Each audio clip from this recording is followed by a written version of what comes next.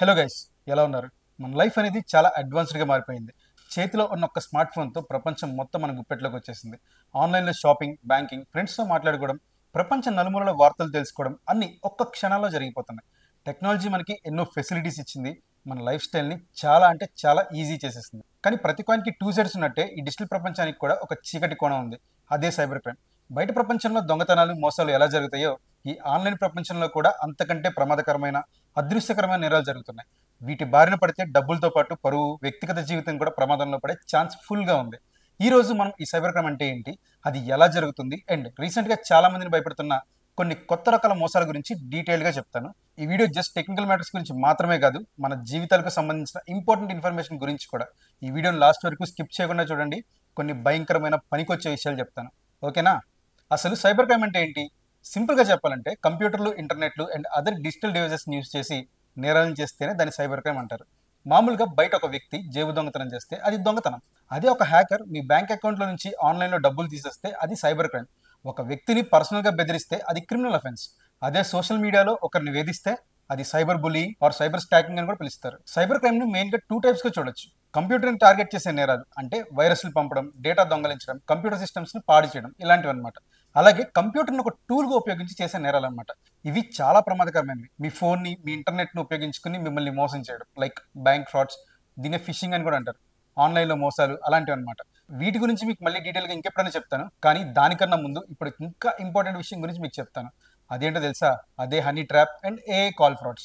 ఇవి కూడా ఈ రెండు టైప్ సైబర్ క్రైమ్ కిందకే వస్తాయి అనమాట. ఈ నేరాలను చేసే వాళ్ళని సైబర్ క్రిమినల్స్ లేదా హ్యాకర్స్ అని చెప్పి పిలుస్తారు.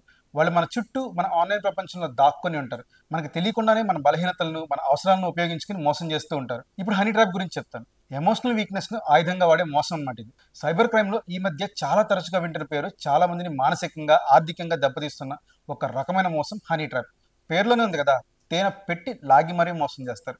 అసలు హనీ ట్రాప్ అంటే ఏంటి? సాధారణంగా ఈ మోసంలో సైబర్ క్రిమినల్స్ అబ్బాయిలను, అమ్మాయిలను ఎవరైనా కావచ్చు. మోసగాళ్ళు స్త్రీ ఆరు పురుషుల రూపంలో ఎలాగైనా ఉండొచ్చు. సోషల్ మీడియాలో లేదా డేటింగ్ యాప్స్లో అందమైన ప్రొఫైల్స్ క్రియేట్ చేస్తారు. అవి పూర్తిగా నకిలీ ప్రొఫైల్స్. ఆ ప్రొఫైల్స్లో చాలా attractive and beautiful photos, videos పెడతారు. వాళ్ళు ఎంచుకున్న టార్గెట్ని, అంటే నిన్నో నన్నో ఎవరో ఒకరిని ఫ్రెండ్షిప్ పేరుతో, ప్రేమ పేరుతో లేదా ఏదో ఒక రకమైన ఆకర్షణతో తమ వల్లోకి లాక్కుంటారు. ఇవి అసలు ఎలా జరుగుతాయంటే మొదట్లో చాలా స్మూత్గా మాట్లాడతారు. మీ గురించి వివరాలన్నీ అడుగుతారు. మీరు ఎమోషనల్గా కనెక్ట్ అయ్యేలా చేస్తారు. మీకు ఒక లోన్లీనెస్ ఉంటే దాన్ని వాళ్ళు వాడుకుంటారు. ఒకవేళ మీరు మ్యారేజ్ కాని వాళ్ళు అయితే పెళ్లి చేసుకుంటామని కూడా నమ్మిస్తారు. మెల్లమెల్లగా వాట్సాప్ ఆర్ ఏదైనా ఒక ప్లాట్ఫామ్ నుండి మీరే వీడియో కాల్ చేసేంతగా నమ్మిస్తారు.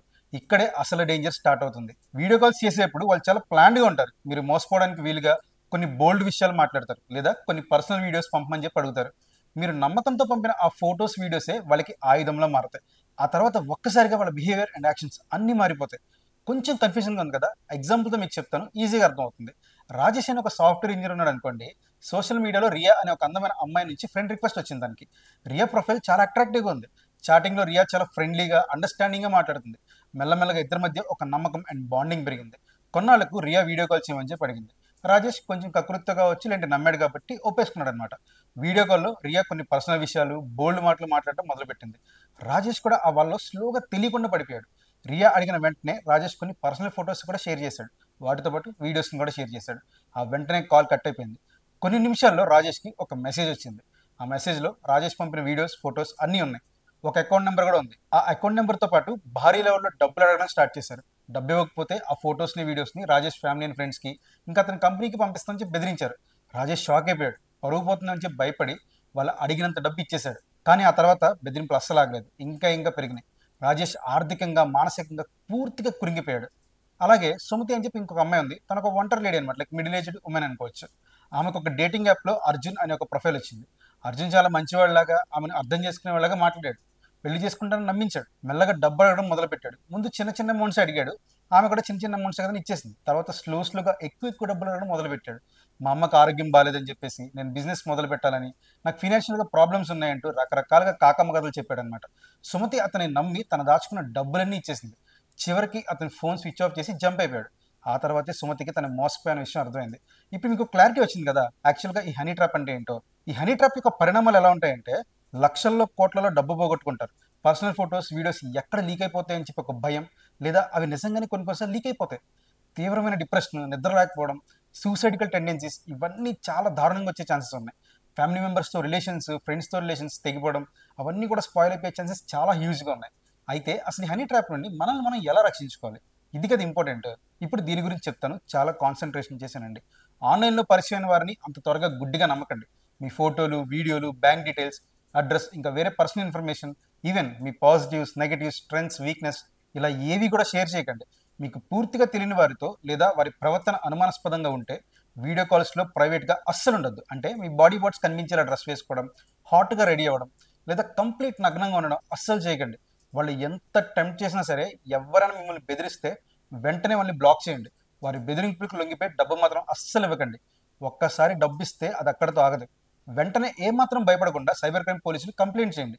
సిగ్గుపడకండి, ఎందుకంటే మీలాగా చాలా మంది మోసపోతున్నారు. మీరు ఒక్కరే కాదు, పోలీసులు అర్థం చేసుకోగలరు. ముందు మీరు మీకున్న వీక్నెస్ని దాటి స్ట్రాంగ్ మైండ్ సెట్ని బిల్డ్ చేసుకోండి. హనీ ట్రాప్ కాదు కదా, ఏ ట్రాప్లో కూడా పడకుండా ఉంటారు. ఇంకా రెండో చెప్పాను కదా, AI audio and video call అని చెప్పేసి. ఈ AI audio and video call trap కూడా ఇది ఒక కొత్త రకమైన మోసం. అంటే మీ ఇంట్లో ఉండే మీ సొంత మనుషులే మోసగాలుగా మారారనుకోండి, జస్ట్ ఇమాజిన్ చేసుకోండి ఎలా ఉండిద్దో. అర్థం కాలేదు కదా, ఈజీగా చెప్తాను. ఇది మీకు బాగా దగ్గర ఫ్రెండ్స్, లేదంటే మీ పేరెంట్స్, మీ పిల్లలు, రిలేటివ్స్ వాయిస్లని లేదంటే వాళ్ళ వీడియోస్ని యూస్ చేసి డబ్బులు లాగేసే మోసం అనమాట. ఇది ఎలా పనిచేస్తుందంటే, సైబర్ క్రిమినల్స్ ఇప్పుడు ఆర్టిఫిషియల్ ఇంటెలిజెన్స్ ఏఐ ఉంది కదా, ఆ టెక్నాలజీని వాడుకుంటున్నారు. మీ సోషల్ మీడియాలో ఫేస్బుక్, ఇన్స్టాగ్రామ్, యూట్యూబ్, ఇలా ఇతర పబ్లిక్ ప్లాట్ఫామ్స్లో ఎందులోనే సరే మీ ఫ్యామిలీ మెంబర్స్ వాయిస్ లేదంటే వీడియో క్లిప్స్ దొరికాయి అనుకోండి, అదే వాళ్ళకి పెద్ద వెపన్.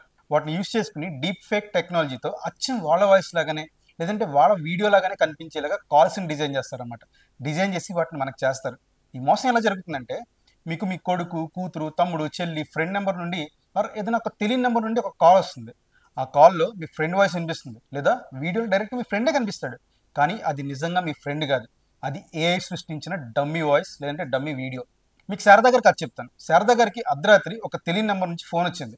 ఫోన్ ఎత్తగానే అవతల నుంచి తన కొడుకు వాయిస్ వినిపించింది. కానీ వాయిస్ చాలా భయంగా, కంగారుగా ఉంది. అమ్మా, నేను యాక్సిడెంట్ చేశాను, హాస్పిటల్లో ఉన్నాను, నాకు వెంటనే డబ్బు కావాలి, లేకపోతే పోలీసులు నన్ను వదిలిపెట్టరు అని చెప్పి కొడుకు వాయిస్ స్పష్టంగా వినిపించింది. శారదా గారు షాక్ అయిపోయారు. తన కొడుకు పేరు చెప్పి ఆ నంబర్ నుంచి అడుగుతారు కాబట్టి ఆమె ఏమీ ఆలోచించకుండా ఎలాగోలా డబ్బు సర్ది వాళ్ళు చెప్పిన అకౌంట్కి పంపించారు. కొన్ని గంటల తర్వాత అసలు కొడుక్కి ఫోన్ చేస్తే ఏం జరిగిందో తెలుసుకుందాం అని చెప్పేసి, తను బాగానే ఉన్నానని చెప్పి ఎలాంటి యాక్సిడెంట్ ఏమీ జరగలేదని చెప్పాడు. అప్పుడే శారదా గారికి తను ఏ వాయిస్ ఫ్రాడ్కి గురయ్యారన్న విషయం అర్థమైంది. అలాగే రవి కథ కూడా చెప్తాను. రవికి తన చిన్ననాటి ఫ్రెండ్ సురేష్ నుంచి వీడియో కాల్ వచ్చింది. సురేష్ మొహం కనిపించింది, కానీ అతను చాలా నీరసంగా ఉన్నాడు. రవి, నాకు అర్జెంట్గా డబ్బు కావాలరా, మా నాన్నకు ఆపరేషన్ ఉంది, అర్ధరాత్రి కాబట్టి ఎవ్వరు లేరు, బ్యాంక్ కూడా క్లోజ్ అయింది, దయచేసి అర్జెంట్ రా, కొంచెం పంపించు అని సురేష్ మాట్లాడాడు. వీడియోలో సురేష్ మోహన్ చూసి వాయిస్ విని రవి నిజమే అనుకున్నాడు. వెంటనే డబ్బు పంపించాడు. మరుసటి రోజు సురేష్కి ఫోన్ చేశాడు, అసలు వాళ్ళ నాన్నగారికి ఎలా ఉందో తెలుసుకుందాం అని చెప్పేసి. కానీ సురేష్ షాక్ అయిపోయాడు. తను అలాంటి కాల్స్ ఏం చేయలేదని, తన నాన్నకి అసలు ఆపరేషనే జరగలేదని చెప్పాడు. రవికి మోసపోయిన విషయం అర్థమై లబోదిబోమని ఏడ్చాడు. కానీ యూజ్లెస్ అప్పటికే. యాక్చువల్లీ ఈ మోసాలు ఎందుకు అంత ప్రభావితంగా ఉన్నాయంటే, ముందు ఎమోషనల్ అటాక్. మనకి ఇష్టమైన వాళ్ళు కష్టాల్లో ఉన్నారని తెలియగానే మనం కంగారు పడిపోతాం, ఏం చేయాలో తెలియదు. ఈ బలహీనతను మోసగాళ్ళు ఎగ్జాక్ట్గా వాడుకుంటారు. తర్వాత అర్జెన్సీ క్రియేట్ చేస్తారు. అర్జెంట్గా పంపించు, ఇప్పుడే కావాలి అని చెప్పి కంగారు పెడతారు. మనం ఆలోచించే టైం కూడా ఎవరు. ఫేక్ ఎవిడెన్సెస్, ఏ వల్ల వచ్చే వాయిస్, వీడియో అచ్చం నిజంగా కనిపిస్తుంది కాబట్టి మనం కూడా నమ్మడం చాలా ఈజీ అనమాట. అసలు ఏ కాల్ స్ట్రాప్స్ నుంచి మిమ్మల్ని మీరు ఎలా రక్షించుకోవాలి, ఇది ఇంపార్టెంట్ అనమాట. జాగ్రత్తగా వినండి.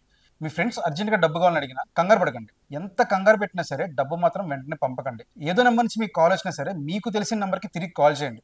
మీ కాల్ వచ్చిన నెంబర్ నుంచి కాకుండా మీ ఫ్రెండ్కి మీరు తెలిసిన సేవ్ చేసిన నెంబర్కి తిరిగి కాల్ చేయండి. వాళ్ళు ఆ కాల్ ఎత్తకపోతే మళ్ళీ ట్రై చేయండి. కొంతసేపు వెయిట్ చేసాకనే సరే మళ్ళీ ట్రై చేయండి. అంతేగాని వెంటనే డబ్బులు మాత్రం పంపొద్దు. సీక్రెట్ కోడ్ ఒకటి క్రియేట్ చేసుకోండి. ఎగ్జాంపుల్, అది మీ ఫ్యామిలీలో అయినా మీ ఫ్రెండ్స్లో అయినా.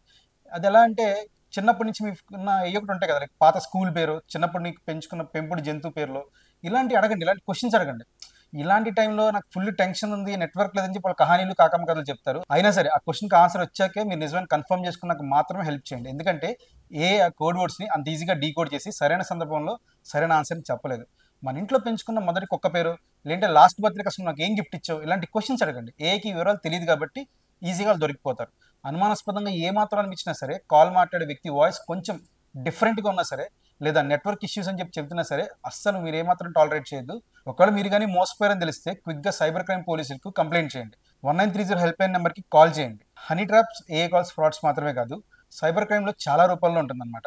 మీ ఆన్లైన్ జీవితాన్ని సురక్షితంగా ఉంచుకోవడానికి కొన్ని టిప్స్ ఇప్పుడు చెప్తాను. అవేంటంటే, స్ట్రాంగ్ పాస్వర్డ్స్ వాడండి. మీ పేరు, బర్త్డే, 12345 9999 ఇలాంటివి కాకుండా పెద్దగా capital letters, small letters, numbers, అలాగే సింబల్స్ ఇవన్నీ కలిపి పాస్వర్డ్లు పెట్టండి. ప్రతి అకౌంట్‌కి డిఫరెంట్ పాస్వర్డ్ పెట్టండి. అన్నిటికి ఒకటే పెట్టుకోవద్దు. అలాగే 2 ఫ్యాక్టర్ ఆథెంటికేషన్ యూజ్ చేయండి. మీ bank accounts, Gmail, social media accounts వీటన్నిటికి కూడా 2 ఫ్యాక్టర్ ఆథెంటికేషన్ ఎనేబుల్ చేసుకోండి. అంటే పాస్వర్డ్ ఎంటర్ చేసిన తర్వాతే మీ ఫోన్‌కి వచ్చే ఓటీపీని ఎంటర్ చేస్తేనే లాగిన్ అవుతుందన్నమాట. ఇలా సెట్ చేసుకోండి. అనుమానాస్పద లింకులు ఏమొచ్చినా సరే, మీకు ఈమెయిల్ వస్తూ ఉంటాయన్నమాట. మీకు లాటరీ వచ్చింది, బ్యాంక్ నుంచి చేస్తున్నాం అని చెప్పేసి. వాటన్నిటిని అంటే గవర్నమెంట్ నుంచి చేస్తున్నాం అని చెప్పేసి. వాటన్నిటిని ఓపెన్ చేసి కక్కుర్తిపడి మాత్రం నొక్కేయకండి. అలా నొక్కితే మీ డబ్బులన్నీ వెళ్ళిపోతాయి. లేదంటే మీ ఇన్ఫర్మేషన్ అన్నీ లీక్ అయిపోతుందన్నమాట. ఈ కైండ్ ఆఫ్ యాక్టివిటీస్‌ని ఫిషింగ్ అంటారు. ఇందాక చెప్పాను కదా! అదనమాట. అలాగే ఆపరేటింగ్ సిస్టమ్. మీ ఫోన్‌లో యూజ్ చేసే గాని, మీ కంప్యూటర్‌లో యూజ్ చేసే ఆపరేటింగ్ సిస్టమ్‌ని ఎప్పటికప్పుడు అప్డేట్ చేసుకోండి. అప్డేట్స్‌లో సెక్యూరిటీ ప్యాచెస్ అని ఉంటాయి. అవి సైబర్ దాడుల నుంచి మనల్ని రక్షిస్తూ ఉంటాయన్నమాట. పబ్లిక్ వైఫై నెట్వర్క్స్ యూజ్ చేసేటప్పుడు లైక్ వేరే ఫ్రెండ్స్ దగ్గరికి వెళ్ళినప్పుడు, లేదంటే కొన్నాటికి పాస్వర్డ్స్ ఉండవు. లైక్ రైల్వే స్టేషన్‌కి వెళ్ళినప్పుడు అలాంటి వైఫైస్ యూజ్ చేసేటప్పుడు మీ పర్సనల్ ట్రాన్సాక్షన్స్ లాంటివి అట్లాంటివి ఏమీ చేయొద్దు. చేస్తే కొంచెం డేంజర్‌లో పడే ఛాన్స్ ఉన్నాయి. ఎస్పెషల్లీ మెయిన్‌గా సోషల్ మీడియాలో మీ గురించి గాని, మీ ఫ్రెండ్స్ అండ్ ఫ్యామిలీ గురించి కానీ ఎక్కువ డీటెయిల్స్ షేర్ చేయొద్దు. మోసగాళ్ళ ఇన్ఫర్మేషన్‌ని చాలా తెలివిగా ఉపయోగించుకుంటారనమాట. చూసారు కదా! సైబర్ క్రైమ్ అనేది ఎప్పటికప్పుడు కొత్త రూపాల్ని మార్చుకుంటూ మనల్ని మోసం చేయడానికి ట్రై చేస్తూనే ఉంటుంది. ఎప్పుడైతే మనకి ఫుల్ అవేర్‌నెస్ ఉంటుందో జాగ్రత్తగా మనం దీని బారిన పడకుండా మనం కాపాడుకోవచ్చు. టెక్నాలజీ వాడుకోవడం తప్పు కాదు. కానీ దాన్ని ఎలా జాగ్రత్తగా వాడుకోవాలనేది తెలియడం చాలా ఇంపార్టెంట్. ఇంకా వేరే రకాల cyber crimes, banking frauds, online shopping మోసాలు, డేటా చోరీ అండ్ వాటి నుండి మిమ్మల్ని మీరు ఎలా రక్షించుకోవాలో ఇంకా వివరంగా డిఫరెంట్ వీడియోస్ చేస్తూనే ఉంటాను. మన ఛానల్‌ని సబ్స్క్రైబ్ చేసుకోండి. ఆ వీడియోస్‌ని అస్సలు మిస్ అవ్వకండి. ఈ వీడియో ద్వారా మీకు మంచి అవేర్‌నెస్ రావాలనేది నా ఇంటెన్షన్. మరి ఈ వీడియోని మీరందరికీ షేర్ చేయండి. మీకు గనుక నచ్చితే లైక్ చేసి మీ అభిప్రాయాన్ని కింద కామెంట్ కూడా చేయండి. Thank you. జై హింద్.